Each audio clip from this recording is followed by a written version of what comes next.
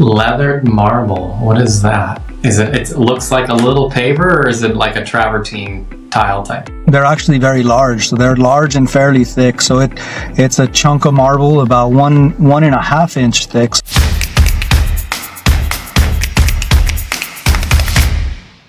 Hello, everybody. Welcome to another episode of Property Pros Podcast. I'm your host, Peter LaFramboise of Gold Star Public Insurance Adjusters. I have a really good guest on today. He's my friend from my networking group, Captain Juan Juarez. Juan, how did you get that nickname, Captain? I'm a captain. I was in the Navy for 7 years, and then I wanted to get out and drive offshore supply vessels, like for the oil and gas business. When I got out of the Navy, it was 2008, so the whole world was falling apart. So I kept going with my credentials to get some good captain licenses for driving ships and stuff. That's kind of somewhat what I did in the Navy, and just kept it, Captain Juan. I know your nickname is that. I didn't know you were a captain. I didn't know that was your background, but that's pretty cool. Also, I fish like crazy. I got it bad. I got 3 boats, if you believe. I got a wife that'll tolerate that, and so I fish a lot. We're always fishing. So how did your career move from the captaining of a merchant marines to what you're doing now at Perfect Pavers? This is what Juan does. He's our paver guy, but besides doing pavers, they do some landscape demo and landscape install, and he happens to be on a job site. That's why you see him here in his car if you're watching us by video. And sounds like a pretty cool project. You want to tell people, first tell us how you got in the business, and then 2, tell us about the one that you're working on, the transformation that you're doing on this house. So I had a lady that was watching my oldest boy. He was a little infant at the time, and this was in Jacksonville Beach, where they were making the residents switch from septic to the city sewage. So she had a deck. She didn't have a lot of money, but she obviously was helping me out big time by watching my kid. She asked if I could lay pavers, and this was quite a long time ago. Perfect Pavers is just about 10 years old, but this was a long time ago, maybe 18 years ago. So I've been in the paver business for a very long time.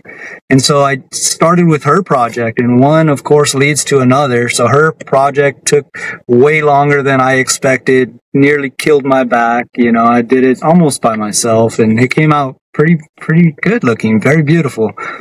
And so that led to another person and to another, and the paver business was born. And it was kind of similarly in an emerging market in Jacksonville. So Jacksonville is a booming place. It's got quite a lot of projects, from very basic to, $10 million houses with, very exotic materials. So exciting to say the least. The second part is this project we're on now. I could peek out here. We got a full flip going on. And so exciting there because it highlights part of the deal that we're already in. So we have a lot of preparation and planning for pavers to begin with. So we have equipment and the labor to get the jobs done. And so with flippers, we could go in there and do landscape tear out, which is what you just saw, and then prepare for a new driveway, patio, and pool deck. And so that's all one fun package. On this job, that's what you're doing? You're doing the demo of the old stuff and putting in something new, a new paver system? That's correct. Oh, awesome. Very, very cool. So, we were talking about that before we got on air, the benefits, why you think it's more beneficial to have pavers in lieu of concrete. In this case, they're taking out concrete, right? And they're going to put in the paver? That's like a double-header question. So first and foremost for flippers is cost. And as I explained when we were talking earlier, that the misperception of pavers is that they're cost prohibitive in some instances. As you could imagine, with flippers, budgets are very tight. There's very little margin for doing fun stuff. And so on this particular project, we have a very nice paver going in that is going to beat the cost of the concrete. So they're able to accomplish the job at a cost point that is cheaper than concrete, and then the finished product for the end buyer, the person that purchases this home, they're getting a fantastic look and project all in one. So Juan, with this project that you've got and other ones that you've done in the past, the ones you'll do in the future, what is it about the pavers that makes them so strong? Like, how do you lay them exactly? What steps are you taking? Let's take a driveway, for example. So in a driveway, which is a fairly common job, we're going to come to the house and take out the driveway, the concrete as it is with the Bobcat. And the driveway should be around 6 inches thick. Most driveways are 4 inches thick, unreinforced here in Jacksonville. Very few driveways have rebar, which in part helps to make them look awful with all the cracks and things that you get. So we will remove the driveway, remove some additional soil. So it's going to be about 8 inches thick of the total system. So that's your paver base of 4 inches approximately, a little thicker. And then your pavers are just under 3 inches thick. So they're also very thick. So we take the driveway out, take a little bit of soil out, and replace it with the paver base. And then that gets compacted, wet down and compacted and screed. So the base itself during the prep process, looks very flat. And that in turn makes a very smooth looking paver system. Awesome. Well, also in regards to these paver systems, I'm sure the most part, especially for somebody like me who I want to do it at some point in my life, have the whole driveway that flows into the backyard and front porch. Mm-hmm. How do you handle the design aspect of it? Do you help people with that, or do they need to come to you with the plans that you just follow?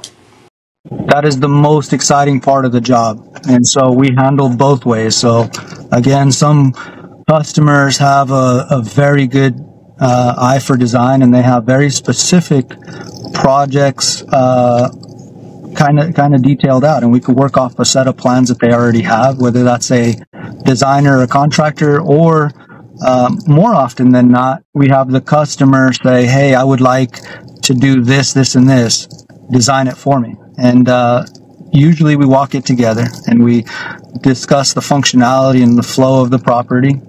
So like Nocatee in particular is a new area, and they have, kind of front patios and back patios. So your question is, how are you going to tie that together with this new sidewalk? And that's the exciting part. So we usually walk to see which side flows the best, and then aesthetically, which looks the best. So designing is exciting. And then you get into the material side. There's tons and tons of choices. The most basic pavers are very good looking, but then there's also exotic materials. We worked with leathered marble, which could approach $40 and $50 a square foot. Just the sky's the limit. Leathered marble, what is that? It looks like a little paver, or is it like a travertine tile? They're actually very large. So they're large and fairly thick. So it's a chunk of marble about 1.5 inch thick. So they're a little thicker than travertine. And then they use a process of, like, I believe it's like steel pellets hitting the front of the paver to give it texture. Cut marble in particular is not a suitable material because it's very slippery. The texture that they add to it just makes it very attractive. It looks very good. You put that on somebody's driveway? Not on the driveway. That's specific. That's specific to walkways and pool decks. Ah. Yeah, so if money was no object. One driveway we just looked at, and I'm a straight shooter. I deal with, strict budgets with some customers, and like you said, some customers don't have budgets, and then I always try to advise accordingly. So we had a house that I believe is in the realm of $500,000 for the house, and it was probably already on the high side of the neighborhood, and then they wanted to add a driveway paver that was, in my opinion, overpriced for the neighborhood.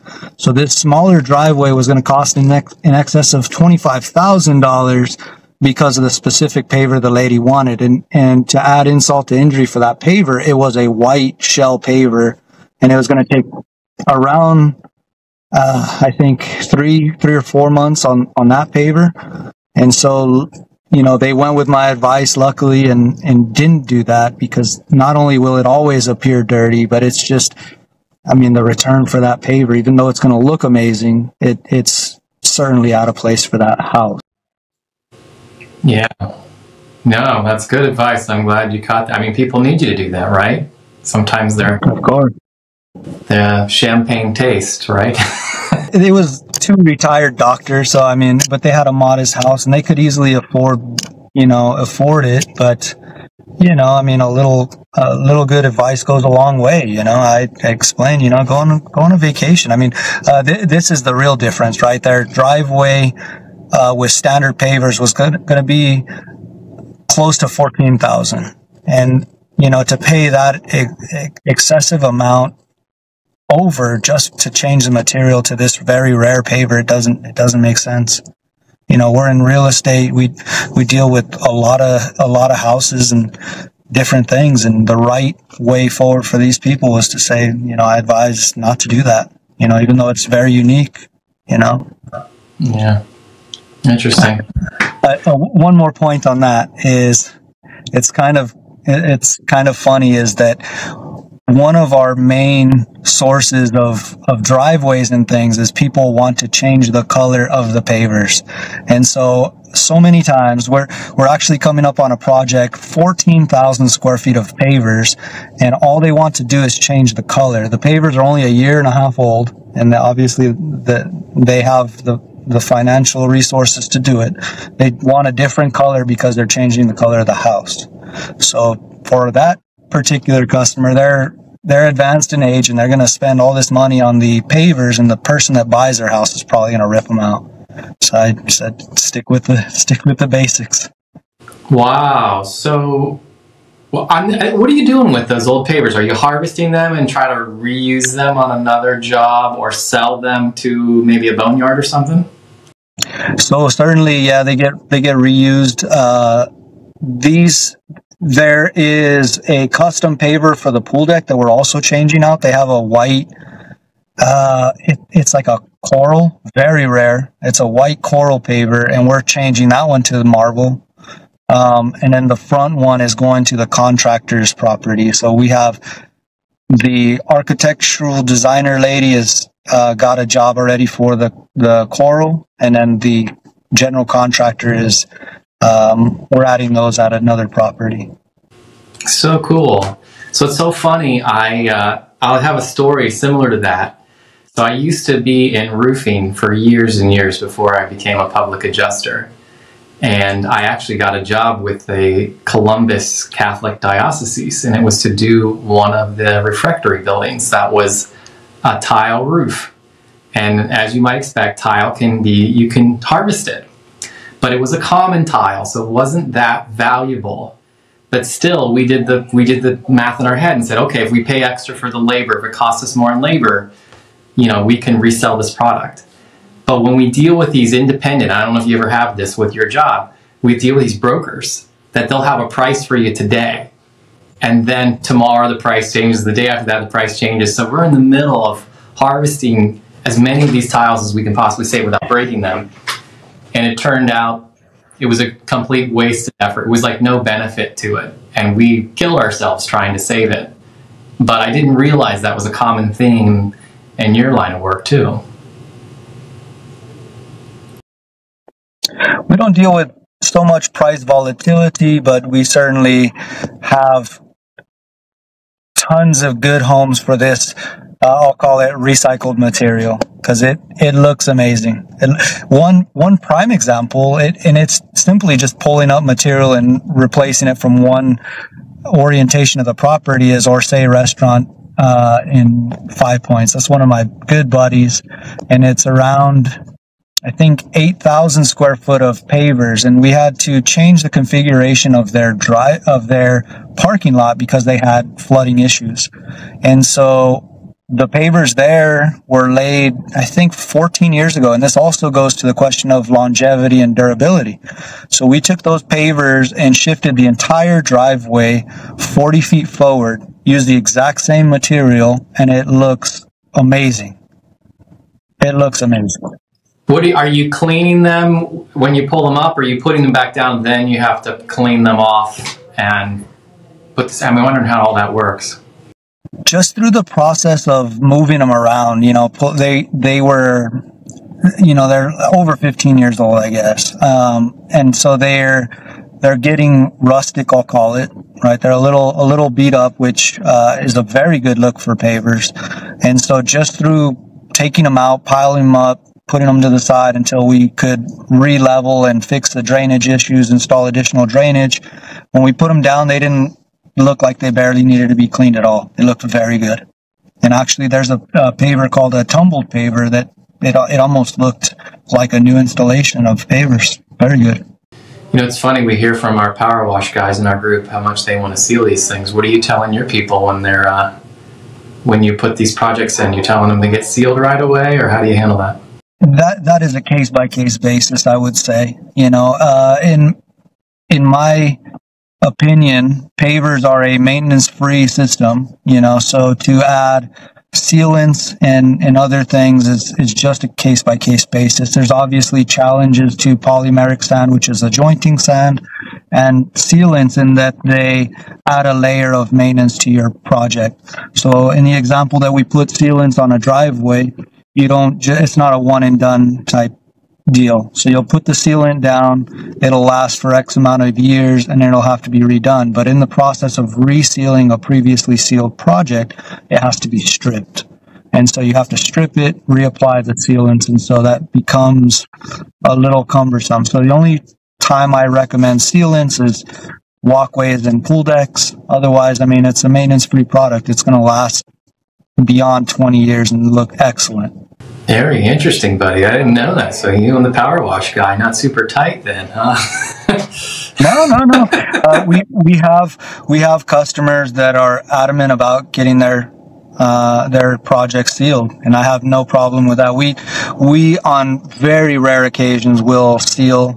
We do polymeric often enough, but we'll very rare seal, and if that's what the customer wants, based on their needs, no problem. A perfect example of where that product is perfect.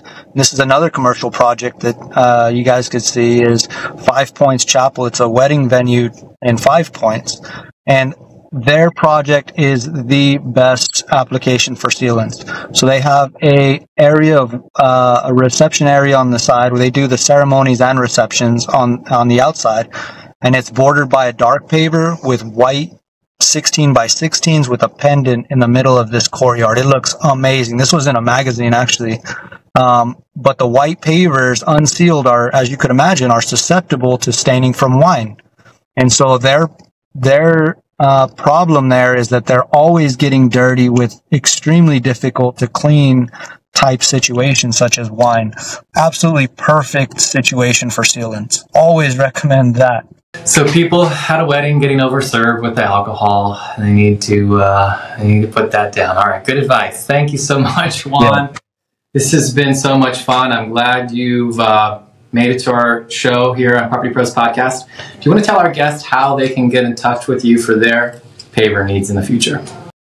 Best way is just to call Perfect Pavers, 904-999-9439, or my contact info will be in the description. All right. Thanks, everybody, for tuning in. This has been another episode of Property Pros Podcast. We look forward to seeing you in the next one.